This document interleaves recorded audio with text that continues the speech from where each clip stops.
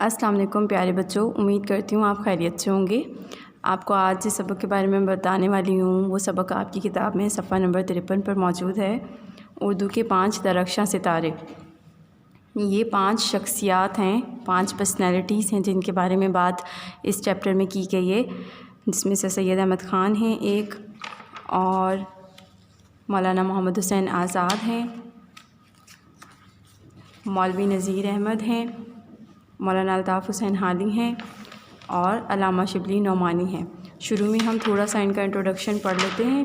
تھوڑا سا ان کا جو شروع میں انٹروڈکشن ہے وہ یہ ہے کہ انہوں نے اہم کردار ادا کیا ہے اردو نثر کو زندہ بنانے کے لیے، مطلب کہ اردو نثر کو جاری رکھنے کے لیے نثر نگار یہ تھے، اور انہوں نے اردو کی نثر بنائی۔ ایک ہوتی ہے تشریح اور ایک ہوتی ہے نثر نگاری۔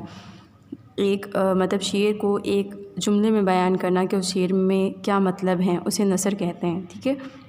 اور ان میں سب سے اہم کردار سید احمد خان، مولانا محمد حسین آزاد، مولوی نذیر احمد، مولانا الطاف حسین حادی اور علامہ شبلی نعمانی نے ادا کیا، یعنی یہ ان سب کے نام ہیں جنہوں نے اردو میں نثر نگاری پر کام کیا۔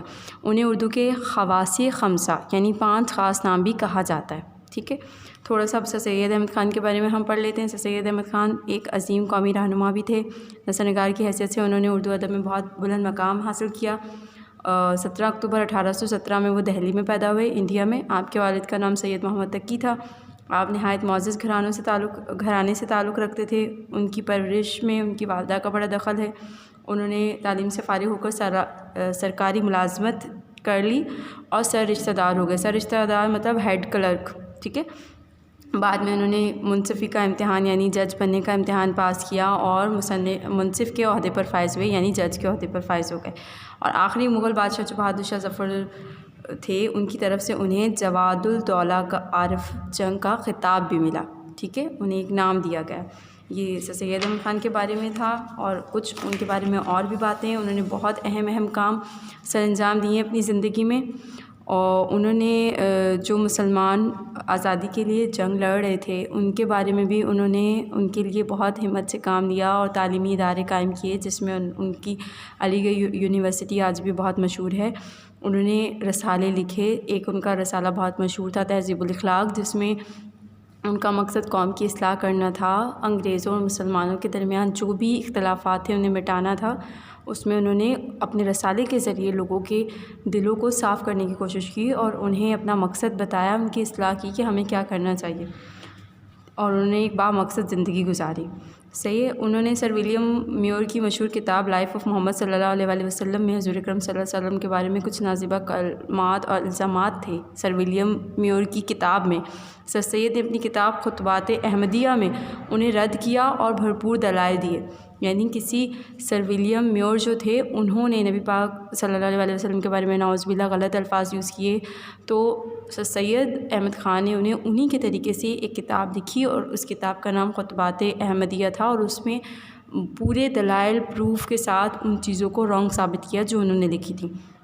ان کی مشہور کتابوں کے نام آثار السنادید، رسالہ اسباب، بغاوت ہند، یہ ان کی ساری مشہور کتابوں کے نام ہیں۔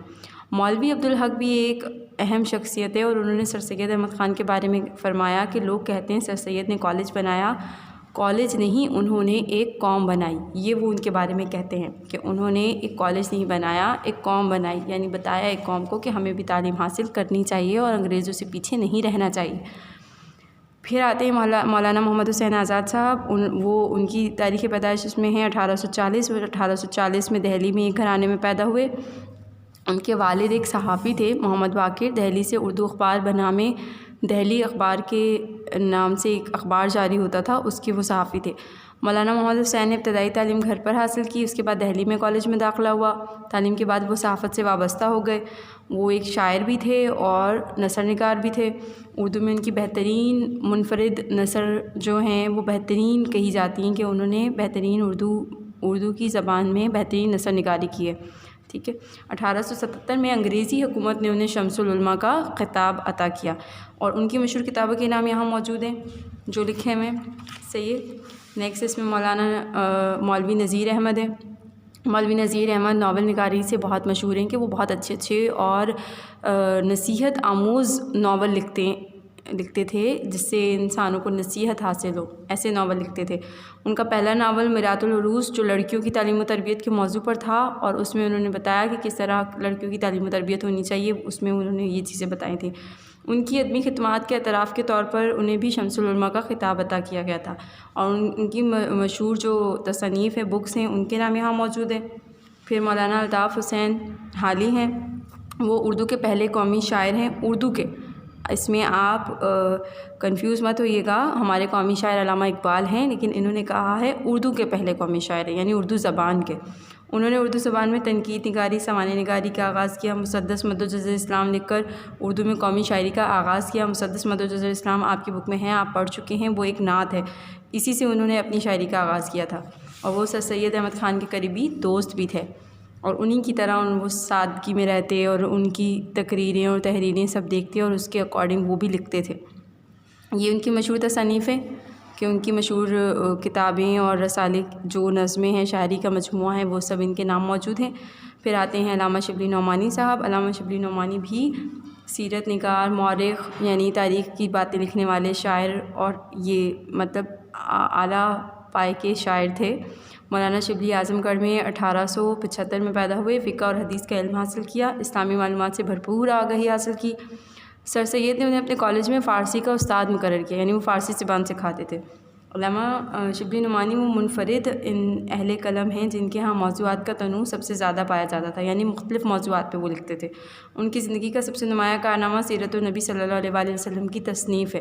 انہوں نے پیارے نبی پاک صلی اللہ علیہ وآلہ وسلم کی سیرت کے بارے میں تحریر کیا، جس کی 2 جلدیں آپ نے اور 2 آپ کے وصال کے بعد آپ کے شاگرد علامہ سید سلیمان ندوی اور سید عبد الماجد طریقہ آبادی نے مکمل کی، یعنی پیارے نبی پاک صلی اللہ علیہ وسلم سے متعلق۔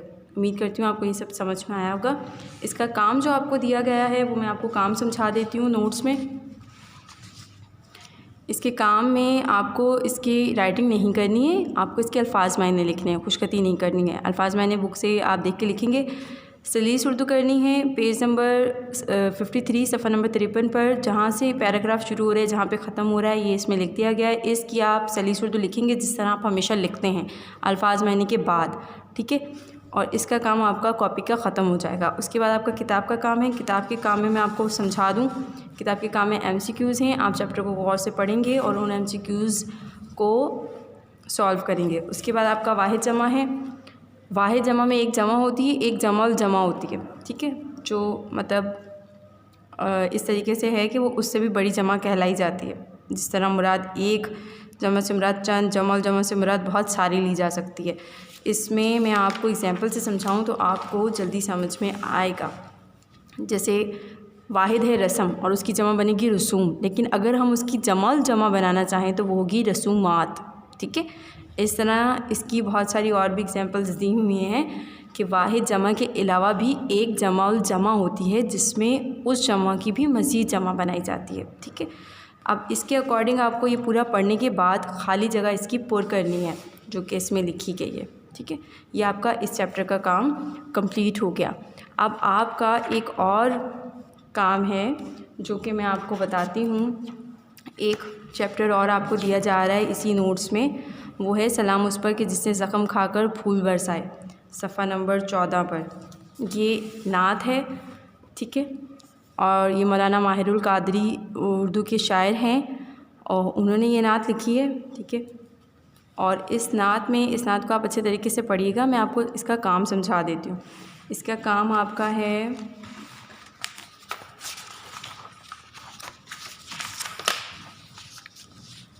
آپ کو اس کی رائٹنگ کرنی ہے اور اس کے الفاظ معنی نہیں ہے۔ الفاظ معنی آپ کو اس کے نہیں کرنے، سوال جواب اس میں موجود ہیں، جواب میں نے لکھے ہوئے ہیں تو آپ کو اس کے جوابات لکھنے ہیں۔ پہلے شعر کی تشریح موجود ہے اس میں، آپ کو جو نوٹس دیے جائیں گے، ٹھیک ہے؟ وہ آپ لکھیں گے۔ دوسرے شعر کی جو تشریح ہے وہ میں آپ کو سمجھا دیتی ہوں، آپ کو خود کرنی ہے، میں صرف وربلی کچھ آپ کو بتا دیتی ہوں تاکہ آپ کی ہیلپ ہو جائے۔ سلام اس پر کہ اسرار محبت جس نے سمجھائے، سلام اس پر کہ جس نے زخم کھا کر پھول برسائے۔ اس میں شاعر یہ کہہ رہا ہے کہ پیارے نبی پاک صلی اللہ علیہ وسلم پر سلام ہو، درود ہو کہ انہوں نے ہمیں محبت کے راز سکھائے کہ کس طرح ہمیں اپنے چھوٹوں سے محبت کرنی چاہیے، بڑوں کی عزت کرنی چاہیے، لوگوں سے احترام سے پیش آنا چاہیے، یہ کہہ رہے ہیں۔ اور اس میں وہ یہ کہہ رہے ہیں کہ سلام اس پر کہ جس जिससे ज़ख़म खा कर پھول برسائے۔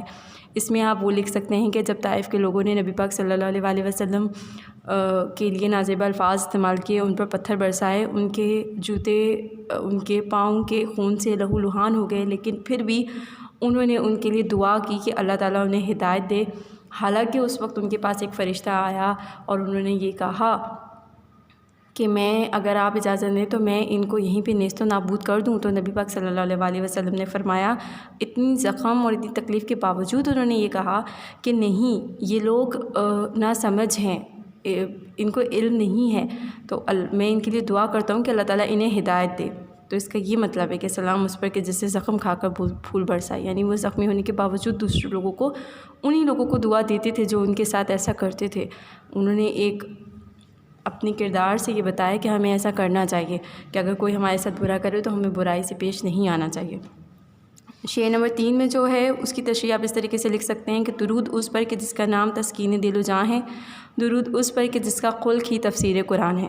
اس کی تشریح آپ اس طریقے سے لکھ سکتے ہیں کہ شاعر اس میں کہہ رہے ہیں کہ پیارے نبی پاک صلی اللہ علیہ وسلم پر درود و سلام ہو کہ ان کا نام ہمارے لیے سکون کا باعث ہے، کہ ہم ان کا نام لیتے ہیں، ان پر درود بھیجتے ہیں تو ہمارے ہی دل اور ہماری ہی جان کو سکون ملتا ہے، اور انہی پر سلام اور درود ہو کہ ان کا خلق، ان کا کردار تفسیر قرآن ہے، یعنی قرآن کی پوری تفسیر، قرآن کی پوری تشریح ہے ان کا کردار، کہ انہوں نے جس طریقے سے باتیں بتائیں کہ ہمیں یہ کرنا چاہیے، یہ نہیں کرنا چاہیے، نیکی بدی، عورتوں کا ادب، بزرگوں کا ادب، بچوں پہ شفقت، پڑوسیوں کا خیال، مسکین اور غریبوں کا خیال، تو اس طریقے سے انہوں نے اپنے کردار سے ہمیں بتایا، اور ان کا کردار پورا تفسیر قرآن ہے، یعنی قرآن میں سب بتایا گیا ہے کہ ہاں نبی پاک بھی ایسے کرتے تھے اور انہوں نے اس طریقے سے یہ بتایا۔ ٹھیک ہے، اس میں آپ تشریح میں یہ لکھ سکتے ہیں۔ نیکسٹ اس میں جو آپ کا کام ہے وہ ہے آپ کو مضمون لکھنا ہے اپنی کاپی میں، ٹھیک ہے، اور آپ کا ٹاپک ہے وہ نبیوں میں رحمت لقب پانے والا۔ میں آپ کو ایک چیز سمجھا دوں، ٹاپک مضمون لکھنے میں ہمیشہ آپ کے 3 پیراگراف ہونے چاہیے، ٹھیک ہے، اور وہ 3 پیراگراف بہت چھوٹے نہیں ہونے چاہیے، جتنے آپ پہلے لکھتے ہیں اتنے ہی ہونے چاہیے، ٹھیک ہے۔ پہلے پیراگراف میں آپ ان سے ریلیٹڈ انٹروڈکشن دیں گے اور ان کا تعارف دیں گے۔ آپ کی سفینہ اردو کی بک آپ کے پاس موجود ہے، میرے پاس جو بک موجود ہے اس میں پیج ڈفرینٹ ہے، آپ کے پاس جو موجود ہے اس میں ڈفرینٹ ہے، لیکن آپ کے پاس یہ ہے مضمون، میں آپ کو شو کروا دیتی ہوں۔ یہ دیکھیں، میرے پیارے رسول حضرت محمد صلی اللہ علیہ وسلم، اس میں ٹاپک یہ ہے جو آپ کو نوٹس میں ٹاپک دیا گیا ہے، اس میں ہے وہ نبیوں میں رحمت لقب پانے والا، ٹھیک ہے، تو اس میں آپ کو ان کی رحمت سے، ان کی سیرت سے ریلیٹڈ بتانا ہے۔ تو آپ یہ کر سکتے ہیں کہ آپ ان کے بارے میں پہلے تعارف یہاں سے آپ دیکھ کر لکھ لیں کہ یہ ان کا تعارف ہے، وہ اس قبیلے میں پیدا ہوئے ہیں، ان کو ان چیزوں سے نفرت تھی، لیکن آپ کو یہ مضمون خود بنانا ہے۔ آپ کو پہلا پیراگراف ان 3 پیرا سے آپ پہلا پیراگراف بنا سکتے ہیں، فرسٹ پیرا، لیکن اس میں سے ایسے پوائنٹ صرف چوز کریں جو ایسے ہوں کہ وہ اس میں بات بھی بالکل صحیح سمجھ میں آ رہی ہو اور اس کا پہلے سنٹینس کا دوسرے سنٹینس سے کوئی نہ کوئی ریلیٹ ہو۔ ایسا نہیں ہو کہ ایک آپ نے یہاں سے لکھا تو سیکنڈ آپ نے لاسٹ کا یہاں سے لکھ رہا، اس کا کوئی سیکوینس ہی نہیں بن رہا، اس طریقے سے نہیں ہوگا۔ خود آپ بنانے کی کوشش کریں گے تو آپ کو بنانا آئے گا، یہ ایز اٹ از آپ بک میں سے پورا کا پورا نہیں اتار سکتے اور نہ ہی آپ کو سمجھ میں آئے گا۔ آپ اس میں سے سوچیں کہ ان کے انٹروڈکشن میں کیا کیا چیزیں جانی چاہیے، وہ آپ سینٹینسز ان کے بنا لیں۔ سیکنڈ میں ان کی سیرت کے بارے میں بتائیں، ان کی سیرت کے بارے میں یہاں سے شروع ہو رہا ہے، یہاں سے کہ آپ صلی اللہ علیہ وسلم نے دوسرے ملکوں میں اپنے صحابہ کو اسلام کی روشنی پھیلانے کے لیے بھیجا، یہ، اور آپ صلی اللہ علیہ وسلم کی زندگی میں ہی دور دور تک اسلام کی روشنی پھیلنے لگی۔ اب دیکھیں یہ سینٹینس ریپیٹ ہو رہا ہے، فرسٹ اور سیکنڈ کے میننگ ایک ہی ہیں، تو آپ ایک ہی سینٹینس کو اس میں لیجئے، ٹھیک ہے۔ اسی طریقے سے پھر آگے ان کے بارے میں آپ لکھیں گے کہ انہوں نے انسانوں کے برابر حقوق کے بارے میں بات کی، خاص طور پر عورتوں، کنیزوں، غلاموں کو پہلی مرتبہ اعلیٰ مقام دیا، والدین، اساتذہ، پڑوسیوں، بڑوں، ان سب کے بارے میں انہوں نے ان کی کیا حقوق و فرائض ہیں وہ سب بتائے۔ پھر آپ ان کی سیرت و کردار سے بارے میں یہ بات کر سکتے ہیں کہ وہ سراپا رحمت ہیں۔ آپ جو ٹاپک کا نام ہے وہ اس سینٹینس میں یوز کر سکتے ہیں کہ پیارے نبی پاک صلی اللہ علیہ وسلم کو رحمت للعالمین کا لقب ملا، اس لیے کہ وہ نہایت شفیق و رحم دل تھے، دوست دشمن سب کے ساتھ محبت و شفقت کے ساتھ پیش آتے تھے، کسی کو دکھ میں دیکھ کر اس کی تکلیف دور کرنے کی کوشش فرماتے تھے۔ اس طرح یہ پورا آپ یہاں تک لکھ سکتے ہیں، ٹھیک ہے. یہ لکھنے کے بعد پھر آپ اس کی اینڈنگ میں یہ لکھ سکتے ہیں جو لاسٹ اس کا پیرا ہے. ٹھیک ہے. تو آپ مضمون خود بنائیں, خود بنانے کی کوشش کریں. پہلے پیراگراف میں انٹروڈکشن آتا ہے, انٹروڈکشن میں ان سے ریلیٹڈ ان کی ایج, ان کا تعارف, یہ سب چیزیں, اور جو انہوں نے کام کیے جو بھی اپنی زندگی میں, وہ سب بھی لکھ سکتے ہیں. اس کے بعد سیکنڈ میں آپ اس پہ فوکس کریں گے جس کا ٹاپک ہے, جس پہ فوکس کیا جا رہا ہے, کیونکہ رحمت کے بارے میں بات کی جا رہی ہے کہ وہ کیوں رحمت بن کر آئے, تو وہ یہ ہوگا. اور لاسٹ میں اینڈنگ ہوتی ہے, اینڈنگ میں یہ بتایا جاتا ہے کہ ہاں ہمیں بھی ان کی تعلیمات پر عمل کرنا چاہیے. ٹھیک ہے. امید کرتی ہوں آپ کو سمجھ آیا ہوگا اور آپ اچھے طریقے سے کام کیجیے گا. آپ کے ان تمام کام کے مارکس ہیں. جزاک اللہ.